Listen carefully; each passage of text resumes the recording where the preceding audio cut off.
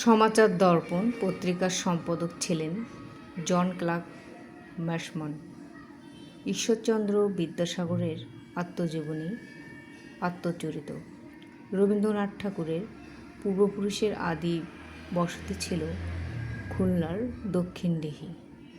তেল্লুল লাকড়ি কার রচিত গ্রন্থ?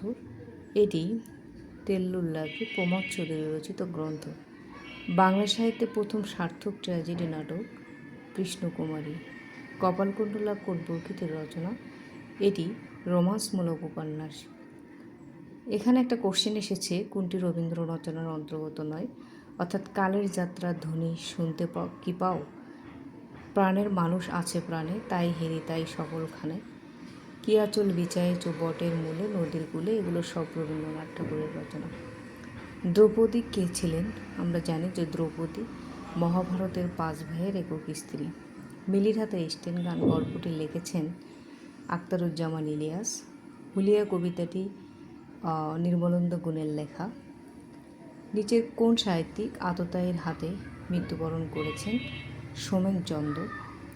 এখানে একটি কোশ্চেন এসেছে, নিম্নোক্ত কোন উপন্যাসে বাংলাদেশে মুক্তিযুদ্ধের সময়ে চিত্র অঙ্কিত হয়েছে? এটি সুনীল গঙ্গোপাধ্যায়ের পূর্ব পশ্চিম উপন্যাস।